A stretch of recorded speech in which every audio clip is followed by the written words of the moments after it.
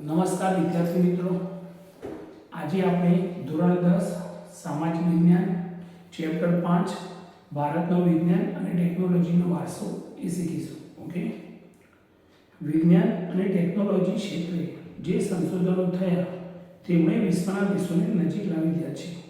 તો વિજ્ઞાન અને ટેકનોલોજી ક્ષેત્રે જે સંશોધનો થયા, જે શોધો થઈ, એના લીધે આપણે એકબીજાની શું આવી ગયા છે? નજીક. મતલબ આખી દુનિયા એકબીજાની નજીક આવી ગઈ છે. દેશ વચ્ચેના આંતરવ્યવહારને સરળ બનાવે છે. એક દેશ બીજા દેશ વચ્ચેનો જે વ્યવહાર હતો એને સરળ બનાવે છે. વિશ્વના તમામ દેશો વચ્ચે સહયોગ વધ્યો છે, મતલબ એકબીજાના હેલ્પફુલ બને છે. નવો અભિગમ ઉદ્ભવ્યો છે. રાષ્ટ્રો વિશ્વ શાંતિ અને સહઅસ્તિત્વ તરફ અભિમુખ થયા છે. રાષ્ટ્રો એટલે દેશો વિશ્વ શાંતિ ઈચ્છે, કારણ કે પ્રથમ વિશ્વયુદ્ધ અને બીજા વિશ્વયુદ્ધની અંદર જે અબજો રૂપિયાનું જે નુકસાન થયું, જાનહાનિ થઈ, એના લીધે હવે વિશ્વ શાંતિ અને સ્વઅસ્તિત્વ એટલે પોતાનું અસ્તિત્વ ટકાવી રાખવા એકબીજાના હેલ્પફુલ બને છે. વિજ્ઞાન એટલે વ્યવસ્થિત જ્ઞાન અને ટેકનોલોજી એટલે વિજ્ઞાનની વ્યવહારિક ઉપયોગિતા. વિજ્ઞાનનો મતલબ થાય વ્યવસ્થિત જ્ઞાન અને ટેકનોલોજીનો મતલબ થાય જે વિજ્ઞાનની જે શોધ, જે વિજ્ઞાન જે નિયમો એનો ઉપયોગ કરી કંઈક શોધ કરવી. વિજ્ઞાનનો મતલબ વ્યવસ્થિત જ્ઞાન અને ટેકનોલોજી એટલે એ વ્યવસ્થિત જ્ઞાનનો ઉપયોગ કરી કંઈક શોધવું, કંઈક નિર્માણ કરવું. વિજ્ઞાન અને ટેકનોલોજી બંને શબ્દો ભિન્ન હોવા છતાં એકબીજા સાથે જોડી ગયા. કેમ? કે વિજ્ઞાનનો મતલબ શું થાય? નિયમો, ચોક્કસ નિયમો થાય, અને એ નિયમોના આધારે કંઈક નવી ટેકનોલોજી બનાવી, એને કહેવાય ટેકનોલોજી. તો વિજ્ઞાન એટલે વ્યવસ્થિત જ્ઞાન અને ટેકનોલોજી એટલે એ વ્યવસ્થિત જ્ઞાનનો ઉપયોગ કરી કોઈ નવી વસ્તુનું નિર્માણ કરવું. એટલે વિજ્ઞાન અને ટેકનોલોજી આમ ભિન્ન શબ્દો, પણ હાલ એ બંને એકબીજા સાથે જોડી ગયા છે. હવે જોઈએ પહેલો ટોપિક જોઈએ, પ્રાચીન ભારતનો વિજ્ઞાન ક્ષેત્રે વારસો. તો પ્રાચીન ભારત એટલે હજારો વર્ષો પહેલાં જે ભારત હતું એને વિજ્ઞાન ક્ષેત્રે કયો ફાળો આપ્યો? તો પ્રાચીન ભારતના વિજ્ઞાન ક્ષેત્રે વારસો. આપણા પ્રાચીન ભારતના મહાન ઋષિઓએ વિજ્ઞાન ક્ષેત્રે અમૂલ્ય વારસો વિશ્વને આપ્યો છે. તો આપણા પ્રાચીન ભારતના જે મહાન ઋષિઓ હતા એમને વિજ્ઞાન ક્ષેત્રે અમૂલ્ય વારસો આખા વિશ્વને આપ્યો. કઈ કઈ બાબતમાં? ધાતુ વિદ્યા, રસાયણ વિદ્યા, વૈદ્યક વિદ્યા, શૈલ ચિકિત્સા, ગણિતશાસ્ત્ર, ખગોળશાસ્ત્ર, જ્યોતિષશાસ્ત્ર, વાસ્તુશાસ્ત્ર અને ભૌતિકશાસ્ત્ર. આ બધા વિશે આપણે આગળ પાઠમાં શીખવાનું. બરાબર? જે વિજ્ઞાનના અનેક ક્ષેત્રોમાં આપણા ઋષિમુનિઓએ મહત્વનો પાડ્યો. તો હજારો વર્ષો પહેલાં જે આપણા ઋષિમુનિઓ હતા એમને વિજ્ઞાનના હાલ આપણે જે બોલ્યા એ બધા ક્ષેત્રોમાં ફાળો આપ્યો છે, જે આપણા માટે ગૌરવની વાત છે. ભારત દેશે માત્ર સાહિત્ય એટલે પુસ્તકો, ગ્રંથો, કલા એટલે કે ચિત્રકલા, નૃત્યકલા, નાટ્યકલા, ધર્મ એટલે ભગવાનની ભક્તિ, શિક્ષણ અને તત્વચિંતન જેવા ક્ષેત્રોમાં ફાળો નથી આપ્યો. મતલબ ભારતે માત્ર આટલા ક્ષેત્રોમાં ફાળો નહીં આપ્યો, પરંતુ વિવિધ વિજ્ઞાન અને ટેકનોલોજીના ક્ષેત્રોમાં પણ પોતાનો સિંહ ફાળો આપ્યો છે. ફાળો આપ્યો છે, પોતાનો સિંહ ફાળો આપ્યો છે, એટલે બહુ મોટો ફાળો આપ્યો છે. અર્વાચીનના સંશોધન દ્વારા જાણવા મળ્યું છે કે અર્વાચીન હાલના ભારત આધ્યાત્મિક વિચારધારાની સાથે સાથે વૈજ્ઞાનિક દ્રષ્ટિબિંદુ પણ ધરાવે છે. તો ભારત આધ્યાત્મિક વિચારધારા એટલે આપણા દેશમાં ભક્તિનું બહુ મહત્વ. તો આધ્યાત્મિક એટલે આપણા ભગવાનની ભક્તિ સાથે જોડાયેલી, એની સાથે આપણો દેશ વૈજ્ઞાનિક દ્રષ્ટિબિંદુ, તો વિજ્ઞાન તરફ પણ વળેલો.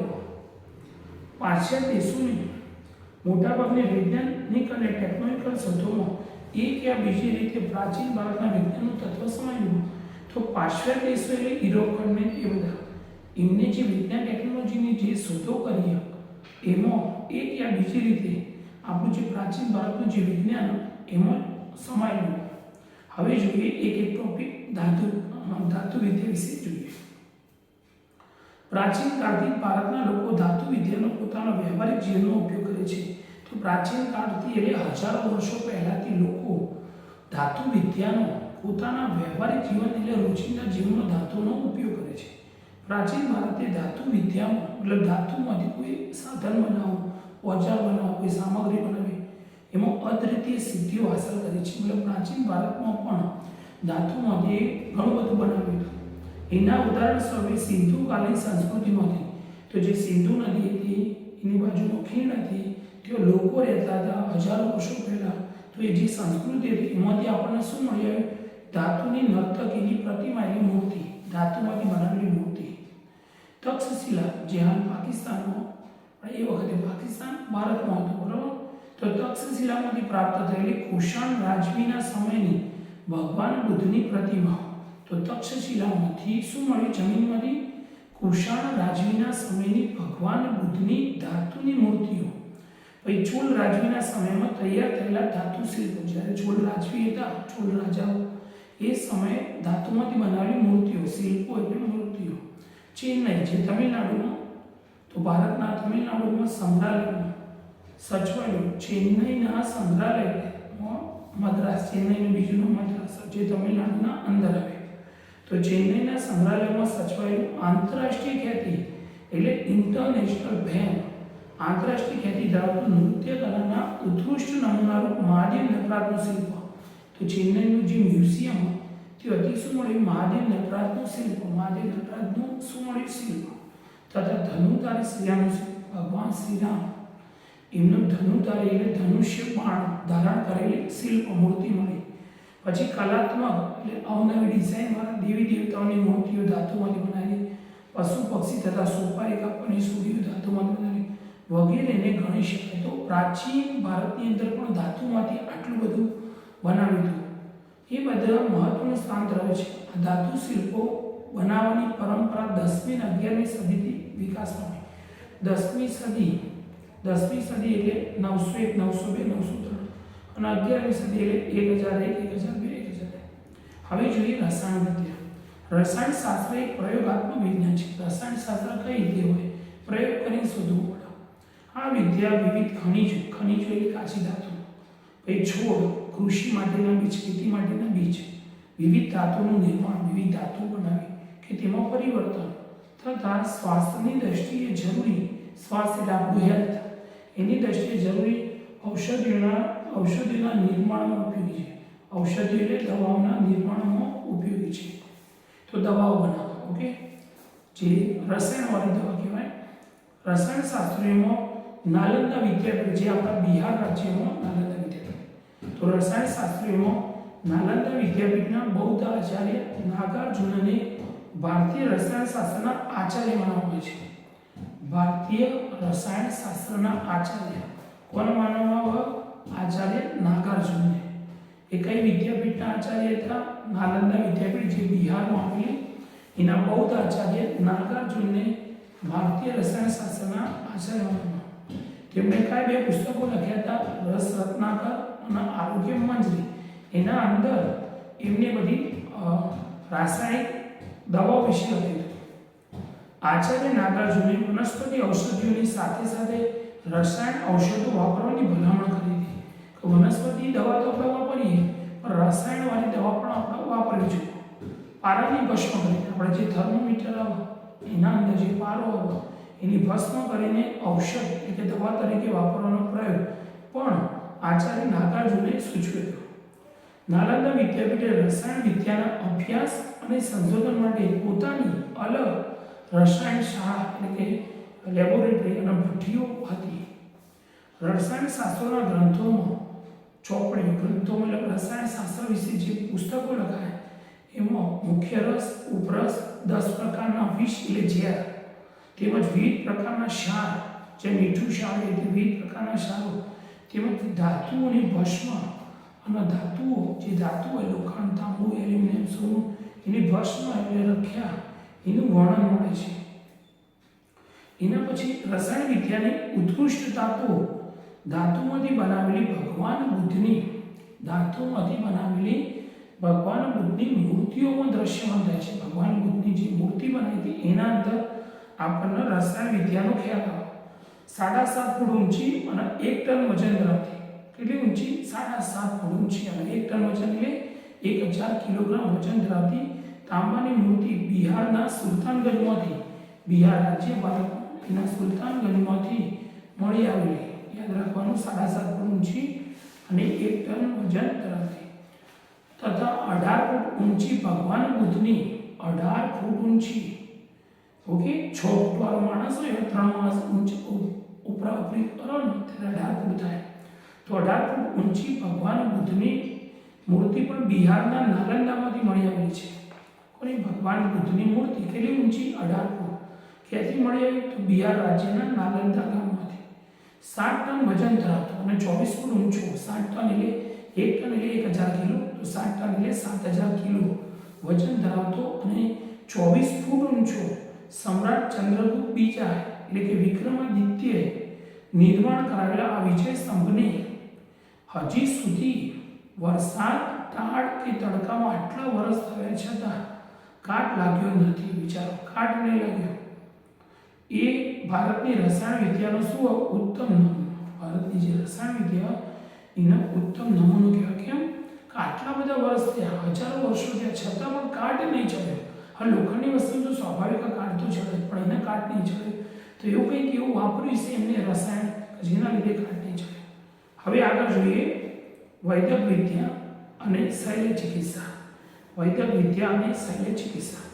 પ્રાચીન સમયથી ભારતે વૈદક વિદ્યા અને શૈલ્ય ચિકિત્સા ક્ષેત્રે અભૂતપૂર્વ સિદ્ધિ પ્રાપ્ત કરી છે. મતલબ હજારો વર્ષો પહેલાંથી આપણે આયુર્વેદિક દવા અને ઓપરેશન આપણા પ્રાચીન ઋષિમુનિઓ જાણતા હતા. ભારતીય વૈદક શાસ્ત્રના મહાન પ્રણેતાઓ, ભારતીય વૈદક શાસ્ત્ર જે જૂના જમાનામાં વૈદ ભણવાનું હતું, તો ભારતીય વૈદક શાસ્ત્રના મહાન પ્રણેતાઓ મહર્ષિ ચરક અને મહર્ષિ સુશ્રુત તથા વાઘભટ્ટે પોતાના સંશોધનોથી વૈદક શાસ્ત્રના ઉચ્ચતમ શિખરો સર છે. કયા શાસ્ત્રના? વૈદક શાસ્ત્રના. કોણે? તો વૈદક શાસ્ત્રના મહાન પ્રણેતાઓ મહર્ષિ ચરક, મહર્ષિ સુશ્રુત તથા વાઘભટ્ટે. ઓકે, મહર્ષિ ચરકે ચોપડી લખી હતી, ગ્રંથ લખ્યો હતો ચરક સંહિતા. મહર્ષિ ચરકે કયો ગ્રંથ લખ્યો? ચરક સંહિતા નામના ગ્રંથમાં 2000 ઉપરાંત વનસ્પતિ ઔષધિનું વર્ણન કર્યું. 2000 ઉપરાંત વનસ્પતિ અને ઔષધિનું વર્ણન. તો 2000 ઉપરાંત વનસ્પતિઓ, 2000 ઉપરાંત વનસ્પતિ એમાંથી દવા કઈ રીતે બનાવી, દવાની રીતો લખી. તો મહર્ષિ ચરકે કયા ગ્રંથમાં? ચરક સંહિતા નામના ગ્રંથમાં 2000 ઉપરાંત વનસ્પતિ, મતલબ 2000 થી વધારે વનસ્પતિઓમાંથી દવા, ઔષધિઓ જે આયુર્વેદિક દવા કહીએ એ કઈ રીતે બનાવી એની રીતનું વર્ણન કર્યું છે. કોને? મહર્ષિ ચરકે. હવે જોઈએ મહર્ષિ સુશ્રુતે. મહર્ષિ સુશ્રુતે કયા ગ્રંથમાં? સુશ્રુત સંહિતા. સુશ્રુત સંહિતા નામના ગ્રંથમાં શૈલ્ય ચિકિત્સા. આ શૈલ્ય ચિકિત્સા કોને કહેવાય? જેને વાડકાપ કહેવાય, ઓપરેશન કહેવાય. વાડકાપ મતલબ ઓપરેશન. તો મહર્ષિ સુશ્રુતે સુશ્રુત સંહિતા નામના ગ્રંથમાં શૈલ્ય ચિકિત્સા એટલે કે ઓપરેશન, વાડકાપ ના એવા ધારદાર સાધનોનો ઉલ્લેખ કર્યો હતો કે જે માથાનો જે વાળ હોય એના શું કરી દે? ઊભો ચીરીને, માથાના વાળના ઊભો ચીરીને એના ભાગ કરી દે. શું કરી દે? એના 2 ભાગ કરી દે. તો યાદ રાખવાનું, મહર્ષિ સુશ્રુતે સુશ્રુત સંહિતા નામના પુસ્તક એટલે કે ગ્રંથમાં શૈલ્ય ચિકિત્સા એટલે કે વાડકાપ, ઓપરેશન ના એવા ધારદાર સાધનોનો ઉલ્લેખ કર્યો. ધારદાર સાધનો વિશે લખેલું કે જે માથાનો જે વાળ હોય એના ઊભો વાળને કાપીને 2 ભાગ કરી દે. પછી જોઈએ વાઘભટ્ટ વિશે. તો વાઘભટ્ટે કયો ગ્રંથ લખ્યો? વાઘભટ્ટ સંહિતા ગ્રંથ લખ્યો હતો. વાઘભટ્ટ સંહિતા ગ્રંથ લખ્યો હતો. એના પછી આગળ ડૉક્ટરનું ભણવું હોય તો એના માટે 3 ગ્રંથ અગત્યના: ચરક સંહિતા, સુશ્રુત સંહિતા અને વાઘભટ્ટ સંહિતા. પ્રાચીન ભારતના હિન્દુઓના ઔષધ શાસ્ત્રમાં, પ્રાચીન ભારતના જે હિન્દુઓ હતા એના ઔષધ એટલે કે દવા શાસ્ત્રમાં ખનિજ, વનસ્પતિ અને પ્રાણીઓની ઔષધિનો વિશાળ સંગ્રહ સમાયેલો છે. ખનિજમાંથી દવા બનતી, વનસ્પતિમાંથી દવા અને પ્રાણીઓમાંથી દવા. દવા બનાવવાની ઝીણવટભરી વિધિઓની સાથે દવાનું વર્ગીકરણ તથા દવાના ઉપયોગ માટેના સૂચનો આપવામાં છે. જે એમને ગ્રંથો લખ્યા એના અંદર દવા કઈ રીતે બનાવી વનસ્પતિમાંથી એનું પણ વર્ણન કર્યું છે અને સાથે સાથે દવાનો બધી દવાઓનું વર્ગીકરણ કર્યું છે અને દવાનો ઉપયોગ કઈ રીતે કરવો એની સૂચનાઓ પણ એમને લખેલી છે. વાડકા કરવા માટે પ્યાલા આકારનો પાટોમાંથી લોહીનું પરિભ્રમણ હતા. જ્યારે ઋષિમુનિઓ ઓપરેશન કરતા ત્યારે પ્યાલા આકારનો પાટો બાંધતા. જે જગ્યાએ પગનું ઓપરેશન હતું પગમાં પ્યાલા એટલે ગ્લાસ આકારનો પાટો બતાવવાનો લોહીનું જે રુધિર એટલે કે લોહીનું જે પરિભ્રમણ એ અટકાવતા. કેમ કે ઓપરેશન વખતે લોહીનું પરિભ્રમણ અટકાવવું પડે, તો એ ઓપરેશન વખતે પહેલા આકારનો પાટો બધી રુધિરનું પરિભ્રમણ અટકાવતા અને પછી ઓપરેશન કરતા.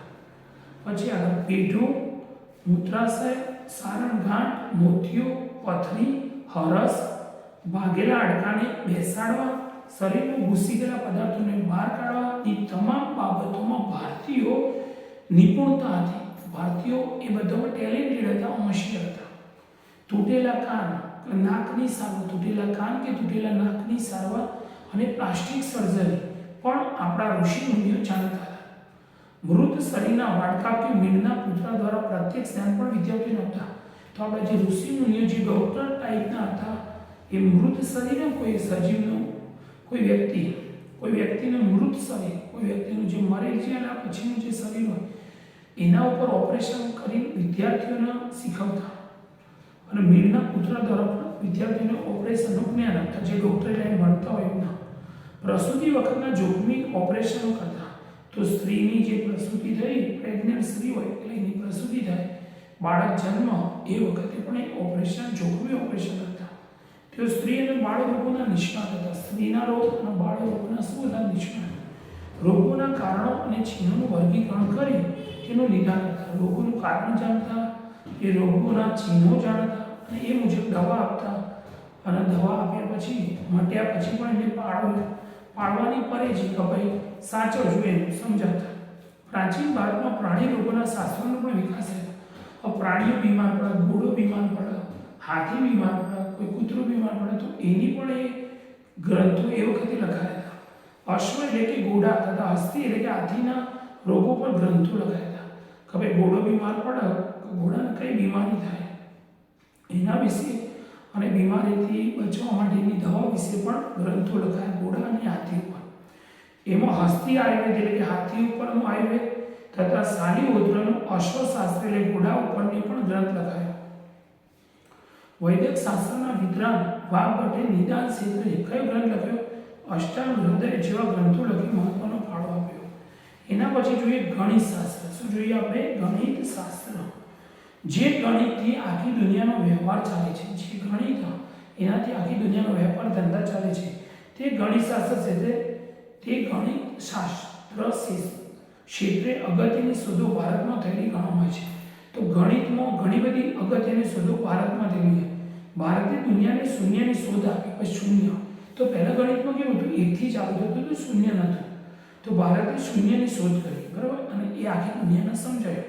પછી દશાંશ એટલે ટપકાવાળા દાખલા, એ બીજ ગણિતના દાખલા, પછી બોતાયનનો પ્રમેય, રેખા ગણિત, પછી વૈદિક ગણિત જેવી શોધો ભારતના ગણિત શાસ્ત્રીએ દુનિયાને શીખવી.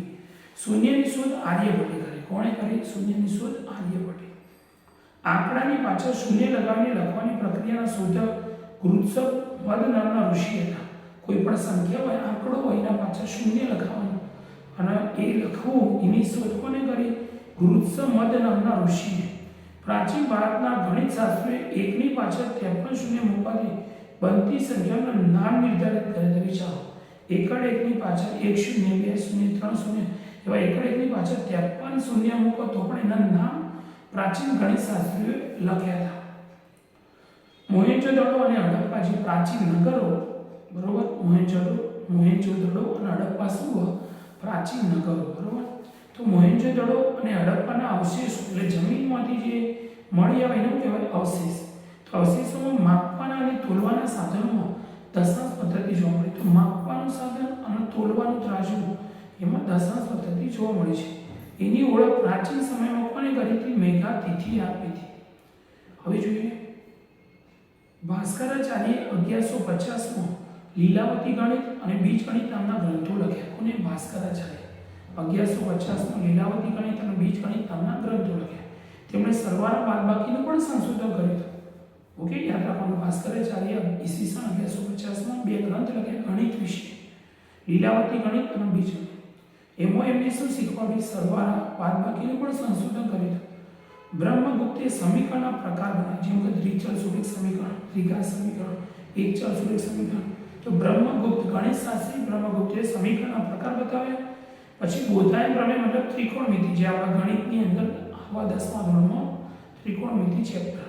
તો ત્રિકોણમિતિ આપસ્તંભે સુલભ સૂત્રોમાં ઈસવીસન 800 પૂર્વે, યાદ રાખો બોધાયન પ્રમેય આપસ્તંભે સુલભ સૂત્રોમાં ઈસવીસન 800 પૂર્વે, ઈસવીસનની શોધ નથી થઈ, એના 800 વર્ષ પહેલા વિવિધ વૈદિક યજ્ઞો માટે જરૂરી વિવિધ વેદીઓના પ્રમાણ નિશ્ચિત કરે છે. બરાબર. આર્યભટ્ટ એક ચોપડી લખી હતી. આર્યભટ્ટે ચોપડી મતલબ ગ્રંથ. તો આર્યભટ્ટ જે આપણા બહુ પુસ્તકો તમે જોઈ શકો, આર્યભટ્ટનો એમને ગ્રંથ લખ્યો તો આર્યભટ્ટીય. એમાં એમને પાઈની કિંમત લખી હતી 22 શતમાન, જેના દશાંશમાં 3.14, 22 7 વડે ભાગાકાર કરો એટલે 3.14 જવાબ આવે. તો આર્યભટ્ટે ગ્રંથ લખ્યો તો આર્યભટ્ટીય, એમાં પાઈની આશરે કિંમત લખી હતી 22 શતમાન અને એની દશાંશ સ્થળમાં 3.14. તેનો ઉલ્લેખ તેમણે પ્રતિપાદિત કર્યું છે કે ગોલક એટલે ગોળો, પૃથ્વી એક ગોળો છે, એનું પરિઘ, તો પરિઘ એટલે વર્તુળાકાર ભાગ અને વ્યાસના ગુણોત્તર.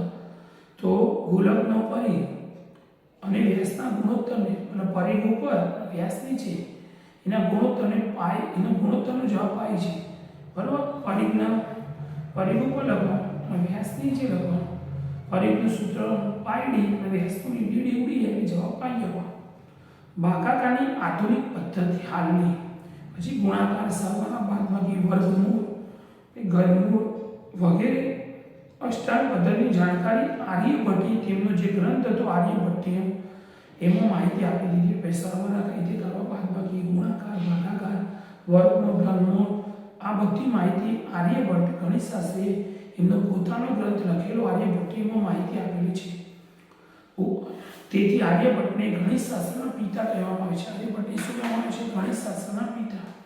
આ ઉપરાંત તેમણે 10 ગીતિકા, આર્યભટ્ટીયમ જેવા ગ્રંથ લખ્યા હતા. 10 ગીતિકા અને આર્યભટ્ટીયમ. આર્ય સિદ્ધાંતમાં જ્યોતિષશાસ્ત્રના મૂળ સિદ્ધાંતોનું સંક્ષેપમાં વર્ણન આપેલું છે. આર્ય સિદ્ધાંત, એના અંદર જે જ્યોતિષશાસ્ત્ર, જે આપણું ભવિષ્ય કહી દે, કયો દિવસ સારો, એ બધું આપણને કહે. તો આર્ય સિદ્ધાંતમાં જ્યોતિષશાસ્ત્રના મૂળ સિદ્ધાંતોનું ટૂંકમાં વર્ણન. બરાબર. પછી ગણિત, અંકગણિત અને રેખાગણિતના મૂળભૂત પ્રશ્નોનું સમાધાન શોધ્યું હતું. કોને? આર્યભટ્ટે. હવે જોઈએ અન્ય વિજ્ઞાન. તો પ્રાચીન ભારતમાં જુદા જુદા વિજ્ઞાન વિશે ગ્રંથોનું નિર્માણ થયું. તો નંબર 1, વિજ્ઞાન આધારિત શાસ્ત્રોના નામ. વિજ્ઞાન ઉપર લખાયેલા પુસ્તકો અને એના લખનારા લેખકો. પ્રજ્ઞાન શાસ્ત્ર નામનો વિજ્ઞાનનો ગ્રંથ લખ્યો બ્રાહ્મવ્ય પાંચાલે. ચિકિત્સા સંગ્રહ નામનો વિજ્ઞાનનો ગ્રંથ લખ્યો ચક્રપાણી દત્તે. પછી કામસૂત્ર નામનો વિજ્ઞાનનો ગ્રંથ લખ્યો વાત્સ્યાયને. વૃક્ષ આયુર્વેદ વિશે ગ્રંથ લખ્યો મહામુનિ પારાશર. યોગશાસ્ત્ર વિશે ગ્રંથ લખ્યો મહામુનિ પતંજલિ. યંત્ર સર્વસ્વ જે વિજ્ઞાનના ગ્રંથ એ કોણે લખ્યો? મહર્ષિ ભારદ્વાજ. કાલગણના જે વિજ્ઞાનનો ગ્રંથ એ કોણે લખ્યો? શકમુનિએ. તો આ વિજ્ઞાનની બધી જુદી જુદી ગ્રંથ હતા, ચોપડી હતી, એના લેખકો હતા. હવે જોઈએ ખગોળશાસ્ત્ર અને જ્યોતિષશાસ્ત્ર. ખગોળ એટલે અવકાશી વિશેની માહિતી મળે, તારા, ગ્રહો, ઉપગ્રહ, લઘુગ્રહ, ધૂમકેતુ. જ્યોતિષશાસ્ત્ર એટલે આપણને કેલેન્ડરની અંદર જે કયો દિવસ સારો, કયું મુહૂર્ત સારું, એ બધી માહિતી આપો. તો શાસ્ત્રોમાં ખગોળશાસ્ત્ર સૌથી પ્રાચીન, બહુ જૂનું. ખગોળશાસ્ત્રને લગતા ઘણા ગ્રંથો ભારતમાં લખાયા. ખગોળશાસ્ત્ર એટલે અવકાશ વિશેનું જ્ઞાન. આ બધા જ ગ્રંથોનો પ્રાચીન વિદ્યાપીઠોમાં, એટલે જૂના જમાનાની જે વિદ્યાપીઠો હતી, તક્ષશિલા, નાલંદા, બરાબર, વલ્લભી, એમાં વ્યવસ્થિત અને ઊંડો અભ્યાસ કરવામાં હતો. તો વલ્લભી, તક્ષશિલા, નાલંદા જે પ્રાચીન વિદ્યાપીઠો, એના અંદર ખગોળશાસ્ત્ર, અવકાશ વિશે ભણાવવામાં હતું. ગ્રહો અને તેમની ગતિ. જે ગ્રહો 9 ગ્રહો, બરાબર, પ્લુટોને ના ગણીએ તો 8 ગ્રહો, જે સૂર્યની આજુબાજુ ફરવું, એની ગતિ, નક્ષત્રો તથા અન્ય આકાશી પદાર્થો વગેરે ઉપરથી ગણતરી કરીને ખગોળ અને જ્યોતિષશાસ્ત્રનો શું થયો? સારો વિકાસ. ખાસ કરીને ગ્રહો ઉપરથી ફળ પ્રમાણે જ્યોતિષ ફલિત કરવામાં આવતો. તો ગ્રહો ઉપરથી ફળ નક્કી થતું, એના ઉપરથી જ્યોતિષનો વિકાસ થયો. જેમના નામ પરથી ભારતના પ્રથમ ઉપગ્રહનું નામ આર્યભટ્ટ રાખવામાં આવે તે આર્યભટ્ટનું ખગોળ વિજ્ઞાન ક્ષેત્રે મહત્વનું યોગદાન છે. તો આર્યભટ્ટે ખગોળ વિજ્ઞાન એટલે અવકાશી વિજ્ઞાન વિશે ઘણો મોટો ફાળો આપ્યો. તેમણે પૃથ્વી પોતાની ધરી પર ફરે છે તથા ચંદ્રગ્રહણનું સાચું કારણ પૃથ્વીનો પડછાયો છે. એમની બે વસ્તુ જાણે કે પૃથ્વી પોતાની ધરી પર ફરે અને ચંદ્રગ્રહણ જે થાય પૂનમની રાત્રે જે ચંદ્રગ્રહણ દર પૂનમે ના થાય. સૂર્ય પછી પૃથ્વી અને ચંદ્ર ત્રણ એક લાઈનમાં આવે. સૂર્ય પૃથ્વી ચંદ્ર ત્રણ એક લાઈનમાં આવે પૂનમના રાત્રે ત્યારે ચંદ્રગ્રહણ થાય. સૂર્ય પૃથ્વી અને ચંદ્ર એક લાઈનમાં દર પૂનમે ના થાય, જ્યારે એક લાઈનમાં આવે જે પૂનમે ત્યારે થાય. એટલે સૂર્યનો પ્રકાશ પૃથ્વી પર ન, પૃથ્વીનો પ્રકાશ ચંદ્ર પર પડે. તો ચંદ્રગ્રહણ સાચું કારણ એમને આપ્યું હતું આર્યભટ્ટે કે પૃથ્વીનો પડછાયો ચંદ્ર પર પડે એટલે એને કહેવાય ચંદ્રગ્રહણ.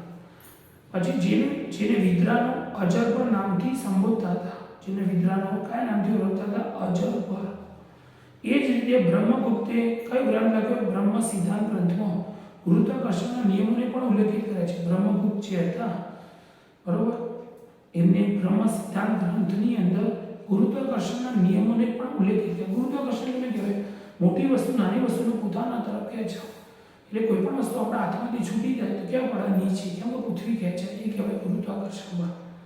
જ્યોતિષ શાસ્ત્રને તંત્ર, હોરા અને સંહિતા એવા ત્રણ ભાગમાં વહેંચનાર વરા મિહિર મહાન ખગોળવેદતા એટલે અવકાશ વિશે જાણનાર તથા જ્યોતિષ શાસ્ત્ર હાથ જોઈ આપતા, પછી કઈ મુહૂર્ત સારું બધું જોઈ આપતા, કઈ જમીનમાં કંઈક બાંધકામ કરવું કે ના કરવું એ બધું માહિતી આપતા, કયા દિવસે શું થશે.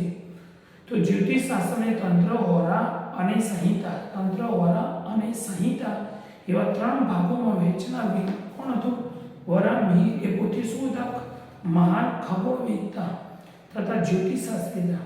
તેમણે ગ્રંથ લખ્યો તો બૃહદ સંહિતા નામના ગ્રંથની રચના કરી, જેમાં આકાશી ગ્રહોની માનવીના ભવિષ્ય પર થતી અસરો, આકાશમાં જે ગ્રહો 8 અને પ્લુટો ગણાતો 9, એ ગ્રહોની મનુષ્યના ભવિષ્ય પર શું અસર થશે એના વિશે મેં ગ્રંથ લખી દીધો. પછી મનુષ્યના લક્ષણો, આપણા લક્ષણો ક્યાં? બોલવું, ચાલવું, બેઠવું, ઉઠવું, રીત રિવાજ, પ્રાણીઓના વર્ગો, પછી લગ્ન સમય, તળાવો, કુવાઓ, બગીચા, ખેતરમાં વાવણી વગેરે પ્રસંગોના શુભ મુહૂર્તોની માહિતી પણ એમને જ આપી. કયું મુહૂર્ત સારું કહેવાય, ક્યારે વાવણી કરવી જોઈએ, ક્યારે તળાવ ખોદવું જોઈએ, ક્યારે કૂવો ખોદવો જોઈએ, ક્યારે લગ્ન કરવું, બધું મુહૂર્ત એ બધું એમને ચોપડીમાં લખ્યું. કઈ ચોપડીમાં? એ અહીંયા જોઈ શકો, બૃહદ સંહિતા નામના પુસ્તકનો ગ્રંથમાં એમને લખ્યું. પછી આપણને ગર્વ થવો જોઈએ કે આપણા પૂર્વજો વિવિધ વિદ્યામાં કેવી બધી નિપુણતા શું ધરાવતા. તો આપણે પોતાના પણ શું થવું જોઈએ? ગર્વ થવો જોઈએ કે આપણા ઋષિ મુનિઓ બધી વિદ્યાઓ જાણતા હતા. હવે જોઈએ વાસ્તુશાસ્ત્ર. જે આપણે નવું મકાન બનાવીએ તો આપણે વાસ્તુશાસ્ત્ર મુજબ બનાવવું તો પણ બનાવે, એમ ના બનાવો તો પણ બનાવે. ઘણા બધા લોકો વાસ્તુશાસ્ત્રના આધારે નવું મકાન બનાવે. મકાનનો દરવાજો, મકાનનું રસોડું, મકાનનું બેઠક રૂમ, મકાનમાં મંદિર, એ બધું ધ્યાનમાં રાખી કે મંદિરનું જે શિખર હોય એના પર કંઈ વજન આવું ના જોઈએ, બધું કંઈ વાસ્તુશાસ્ત્રની અંદર હોય. તો આપણે જોઈએ વાસ્તુશાસ્ત્ર. પ્રાચીન ભારતનું વાસ્તુશાસ્ત્ર ક્ષેત્રે મહત્વનું પ્રદાન છે. વાસ્તુશાસ્ત્ર એ જ્યોતિષ શાસ્ત્રનું અવિભાજ્ય છે. વાસ્તુશાસ્ત્ર એ શું? જ્યોતિષ શાસ્ત્ર જે એનું એક અવિભાજ્ય અંગ છે, જેની ગણના વાસ્તુશાસ્ત્ર એ જ્યોતિષ શાસ્ત્રનું અવિભાજ્ય અંગ છે. મતલબ વાસ્તુશાસ્ત્ર જ્યોતિષ શાસ્ત્રમાંથી જ ઉદ્ભવેલું. વાસ્તુશાસ્ત્રનો ઉદ્ભવ જન્મ જ્યોતિષ શાસ્ત્રમાંથી જ થયેલો, યાદ રાખો. જેની ગણના મહત્તા અને પ્રશંસા વિશ્વના અનેક દેશોમાં પણ સ્વીકૃત. તો વિશ્વના અનેક દેશો પણ વાસ્તુશાસ્ત્રમાં માનવા લાગ્યા. પ્રાચીન ભારતમાં બ્રહ્મા, નારદ, બૃહસ્પતિ, ભૃગુ, વશિષ્ઠ, વિશ્વકર્મા જેવા વિદ્વાનોનું વાસ્તુશાસ્ત્રમાં અનોખું પ્રદાન. મતલબ જે વિદ્વાનો હતા એમને લખ્યું વાસ્તુશાસ્ત્ર વિશે કે વાસ્તુશાસ્ત્રમાં મકાન કઈ બાજુ બનાવવું, તળાવ ક્યારે ખોદવું, બધી માહિતી, રસોડું કઈ જગ્યાએ બનાવવું, બધું. તો પ્રાચીન ભારતમાં બ્રહ્મા, નારદ, બૃહસ્પતિ, ભૃગુ, વશિષ્ઠ અને વિશ્વકર્મા જેવા વિદ્વાનો તજજ્ઞોએ વાસ્તુશાસ્ત્રમાં અનોખું પ્રદાન છે. વાસ્તુશાસ્ત્રમાં રહેવાની જગ્યા કે તમારે કઈ જગ્યાએ જમીનમાં ઘર બનાવો, ઘરમાં મંદિર કઈ જગ્યાએ બનાવો, પછી આપણે ગામમાં મંદિર ક્યારે બનાવો, પછી મહેલ કઈ જગ્યાએ બનાવો, અશ્વશાળા એટલે કે ઘોડાઓને તબેલો ક્યાં બનાવો, કિલ્લો ક્યાં બનાવો, શસ્ત્રાગાર, નગર વગેરેની રચના કેવી રીતે કરવી, કઈ દિશામાં કરવી, તે દર્શાવેલું હોય છે. બૃહદ સંહિતામાં વાસ્તુશાસ્ત્રનો ઉલ્લેખ જોવા મળે. બૃહદ સંહિતા જે ચોપડી, જે બૃહદ સંહિતા જે વરા મિહિરે લખેલી, બૃહદ સંહિતા જે કોને લખી? વરાહમિહિરે. તો બૃહદ સંહિતા જે વરાહમિહિરે લખેલી એમાં વાસ્તુશાસ્ત્રનો ઉલ્લેખ જોવા મળે. 15મી સદીમાં તો વરાહમિહિર જે આપણે આગળ ભણીએ બરોબર, એ પોતે ખગોળ વેદતા હતા, એટલે અવકાશ વિશે જાણતા હતા, જ્યોતિષ વિશે જાણતા હતા. 15મી સદીમાં મેવાડના રાણા કુંભાએ, તો મેવાડનો જે રાણા કુંભા હતો એને અગાઉના પ્રકાશનમાં સુધારા વધારા કર્યા. પ્રકાશન એટલે પુસ્તકોમાં વાસ્તુશાસ્ત્રનો પુનરુદ્ધાર કરાયો અને વાસ્તુશાસ્ત્રનો નવી ચોપડી બનાવી. વાસ્તુશાસ્ત્રને 8 ભાગમાં વહેંચનાર, વાસ્તુશાસ્ત્રને 8 ભાગમાં વહેંચનાર દેવોના પ્રથમ સ્થપતિ વિશ્વકર્માને માનવામાં આવે છે. તો વાસ્તુશાસ્ત્રને કેટલા ભાગમાં વહેંચ્યું? 8. તો વાસ્તુશાસ્ત્રને 8 ભાગમાં વહેંચનાર દેવોના પ્રથમ સ્થપતિ, દેવો એટલે ભગવાન, ભગવાનના પ્રથમ સ્થપતિ વિશ્વકર્માને માનવામાં આવે છે. વાસ્તુશાસ્ત્રમાં જગ્યાની પસંદગી, તમારે નવું મકાન બનાવો તો જગ્યા પસંદગી વાસ્તુશાસ્ત્રને આધારે કરવી. વિવિધ આકારો, પછી રચના, તમારા મકાનની રચના, દરવાજો કઈ બાજુ, એ બધું, મકાનનું કદ, વસ્તુઓની ગોઠવણી મકાનમાં કઈ જગ્યાએ કરવી, દેવ મંદિર, મકાનમાં મંદિર કઈ બાજુ રાખવું, બ્રહ્મસ્થાન, ભોજન કક્ષ, તમારે જમવા કે બેસવું, ડાઇનિંગ ટેબલ કે શયનખંડ, બેડરૂમ વગેરે વિવિધ સામાન્ય માહિતી આપવામાં આવી હોય છે વાસ્તુશાસ્ત્ર. વાસ્તુશાસ્ત્રના દ્રષ્ટિબિંદુમાં હવે પરિવર્તન આવ્યું. વાસ્તુશાસ્ત્રમાં થોડું ચેન્જીસ આવે, જ્યારે તેને હવે વિદેશોમાં પણ સ્વીકૃતિ મળી રહી છે. વિદેશોમાં પણ લોકો વાસ્તુશાસ્ત્ર મુજબ મકાનો બનાવવા લાગ્યા. પ્રાચીન ભારતના વિજ્ઞાનનું જ્ઞાન વિશ્વમાં સ્વીકાર્યું છે. આખી દુનિયાએ આપણા પ્રાચીન ઋષિમુનિઓ જે આપણને જ્ઞાન આપ્યું, જે વિજ્ઞાન બનાવ્યું, શોધો કરી, વિશ્વમાં સ્વીકારવામાં આવી. આપણા ભારતની સંસ્કૃતિ વિશાળ અને વૈવિધ્યસભર છે. આપણા દેશની જે સંસ્કૃતિ એ વિશાળ સંસ્કૃતિ એટલે જૂના જમાનાનું બધું છે, અને વૈવિધ્યસભર એટલે વિવિધતાથી ભરેલી છે. તેમાં ધર્મ અને વિજ્ઞાન, પરંપરાગત આદર્શો, વ્યવહારિક જ્ઞાન અને સમજણનો સુપક સમન્વય થયો છે. જે વિશ્વના બહુ ઓછા દેશોમાં, આપણા દેશની અંદર ધર્મ, વિજ્ઞાન, પરંપરાગત આદર્શો, જે જૂના જમાનાના આપણા પૂર્વજોએ જે આદર્શો આપણને આપે, એ વ્યવહારિક જ્ઞાન એટલે આપણા રોજિંદા જીવનમાં એનો ઉપયોગ કરવો, સમજણ, આ બધું આપણા દેશમાં, જે વિશ્વના બહુ ઓછા દેશોમાં આટલી બધી વસ્તુ એકસાથે જોવા મળે. આપણી સંસ્કૃતિમાં સહિષ્ણુતા એટલે ભાઈચારો અને સમાનતા, આપણો દેશ લોકશાહી એટલે આપણે સમાનતા અપનાવી લઈએ. અહીં દરેક વ્યક્તિના ધર્મ, જીવન પદ્ધતિ તથા મૂલ્યોમાં વૈવિધ્ય હોવા છતાં આપણા દેશમાં એકતા, વિવિધતામાં એકતા. વિવિધતામાં એકતા એ ભારતીય સંસ્કૃતિનું મૂળભૂત લક્ષણ છે, એ ભૂલાવું ન જોઈએ. તો અહીંયા ધોરણ 10 સામાજિક વિજ્ઞાન પાઠ 5 ભારતનો વિજ્ઞાન ટેકનોલોજીનો વારસો, અહીંયા પાઠ પૂરો થાય છે. તો તમને વિડીયો કેવો ગમે? જો વિડીયો તમને પસંદ આવે તો લાઈક કરી દેજો. બીજું, આ રીતના ધોરણ 10ના સામાજિક જ્ઞાન, વિજ્ઞાન ટેકનોલોજી, પછી ગણિત અને ઇંગ્લિશ જેવા વિષયોનો શીખવું હોય તો પ્લીઝ ચેનલને સબસ્ક્રાઈબ કરજો, લાઈક કરજો અને શેર કરજો. પ્લીઝ ભૂલતા નહીં, ચેનલને સબસ્ક્રાઈબ કરી દેજો. તમને આપણી ચેનલમાં બધા જ વિષયોના પાઠ શીખવા મળશે, પ્લસ પરીક્ષાનું મોસ્ટ આઈએમપી પણ તમને શીખવા મળશે. વિડીયો જોવા બદલ થેન્ક યુ વેરી મચ. જય હિન્દ.